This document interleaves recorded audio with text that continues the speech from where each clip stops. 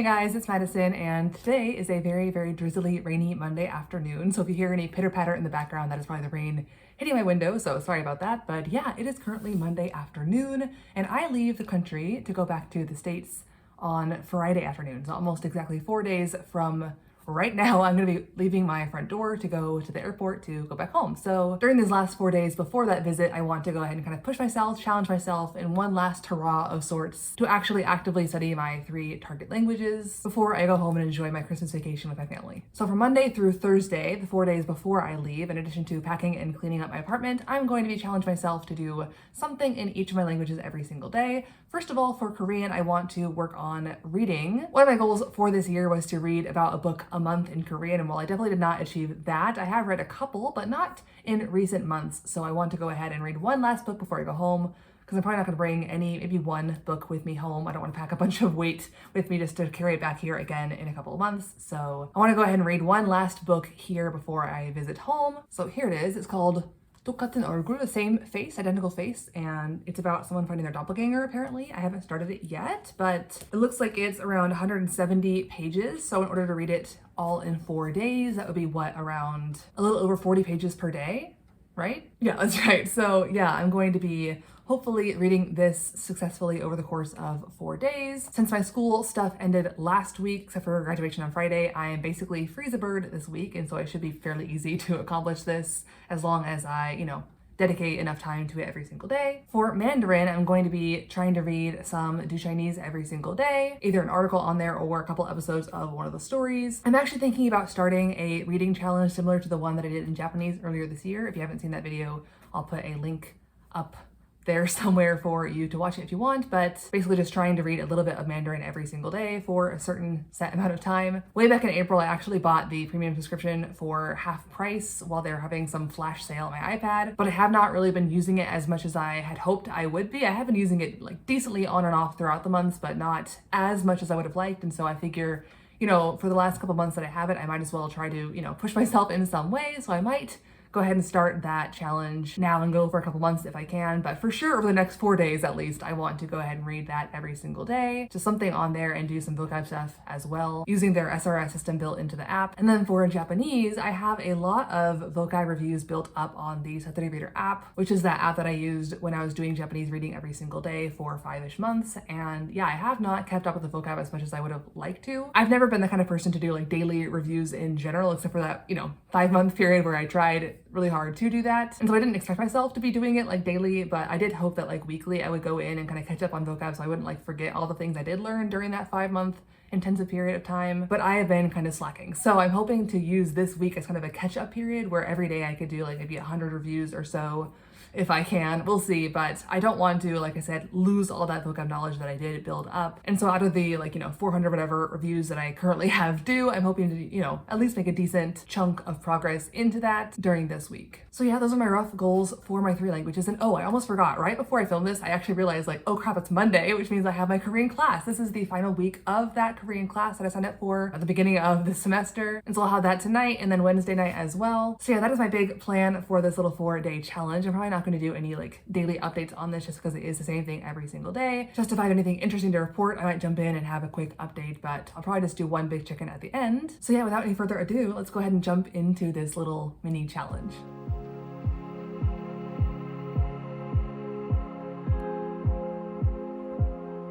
第15章三进卧龙山。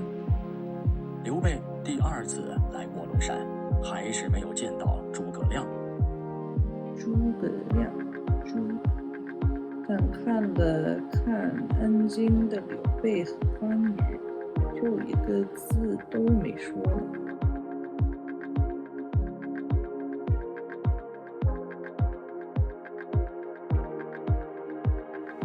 안녕하세요. 안녕하세요. 이제 학교 수업이 다 끝난 건가요? 네. 축하드립니다. 드디어 종강을 하셨군요. 네.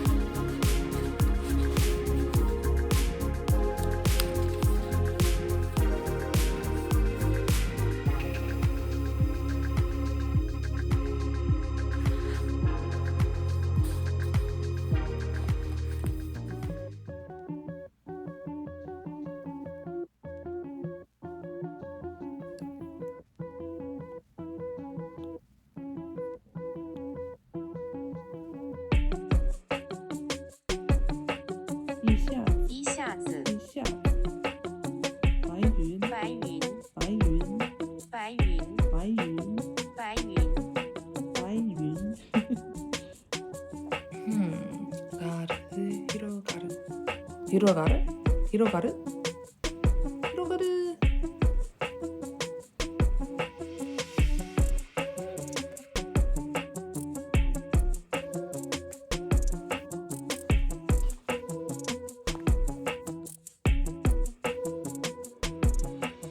Hi guys, it's now Wednesday and actually the sun is like actively setting. It's only like 5 o'clock, but the sun sets so early these days, so I'm gonna try and get all my thoughts out before it's like pitch black. It's actually like really dark in my room right now, and I think I look slightly lighter on camera than it is in person, so let me talk real quick. So my original plan was to finish this challenge tomorrow night, but it kind of hit me today that crap, I'm leaving the country in like 48 hours from now. So I'm gonna try and do as much as I can, especially of this novel reading today, and just get that kind of over with either completely or almost completely by tonight, so that tomorrow I don't have a ton of language learning stuff left to do for this challenge. I'm only at like slightly less than halfway through, but since it is a relatively short book, it shouldn't take me too long to go through, so hopefully I can do that tonight. So tomorrow I can just do like a half an hour of Mandarin, half an hour of Japanese, and spend the rest of the day just focusing on getting my life and apartment together and ready to go back to the States for a couple months. So that's the rough plan. While I am mentioning this book, I will say this book kind of threw me for a bit of a loop. The first chapter started out kind of boring and like not my favorite, and then like there was a weird twist that really intrigued me, and then I was looking forward to starting the next chapter to like see what was going on. But as it turns out, I think every single chapter is like a different scenario. So it's like a kind of a collection of like short stories, I guess you could say. So I don't think I'm gonna find out like what happened, like why the first story happened like it did, which is like,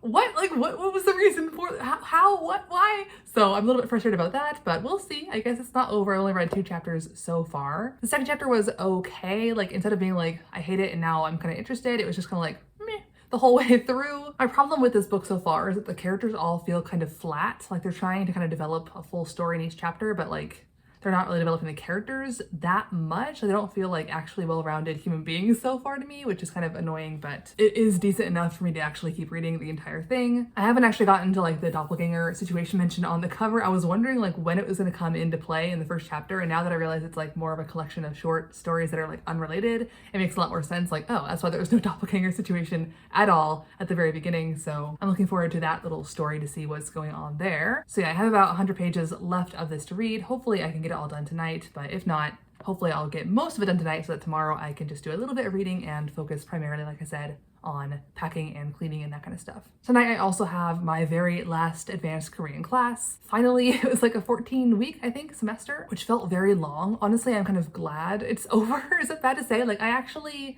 would enjoy the classes like once I started the class, but basically like almost every single day this semester, every single week when it was Monday or Wednesday, I would like dread the class and just not want to do it. Not because it was bad for any reason, it was fine. And like once the class actually started, I was like into it and enjoying it and was glad that I had like, you know, ended up deciding to participate. But yeah, I think it was because of the time of day. Like the classes were from 7 to 8:30 p.m. which is often when I'm like preparing or eating my dinner. So I usually would like wait until after that time to start making my dinner on those days. And often it was also like right after my nap time after work. And so like I would be like cozy in the bed, just having finished a nap and not wanting to like get up and like socialize again on Zoom. But like I said, once I actually got in the class, it would be like enjoyable and worthwhile for the most part. But yeah, I don't know why I was not expecting to dread and just not want to participate as much as I did this semester. So I am, like I said, kind of glad it's over, even though I did really like the teacher and I actually made a friend through the class. I mentioned a couple weeks back that I went out with a couple of the other students for dinner one night, and one of the students during that day I actually talked to for 5 hours, like I had mentioned. That same girl I actually met last weekend, she's the one I did the calligraphy with, and so it seems like that friendship will also continue into the new year after I come back from the States for this vacation. So I'm very happy about that. That was one of my biggest goals this year, to make some friends around me, and even though she lives in the next town over, I'm glad that I found someone to occasionally do some fun things with, so that's very good. But other than that, like I said, I'm just mostly glad that it's finally over and that this 14 weeks of kind of dreading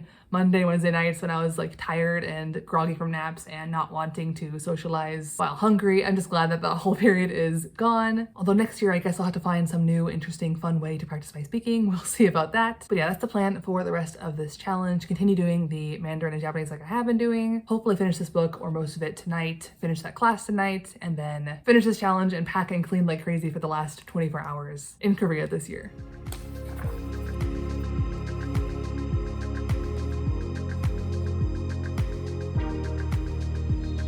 안녕하세요, 메디 어서 오세요. 네, 안녕하세요. 메디 춤 잘 춰요? 아니요. Finished.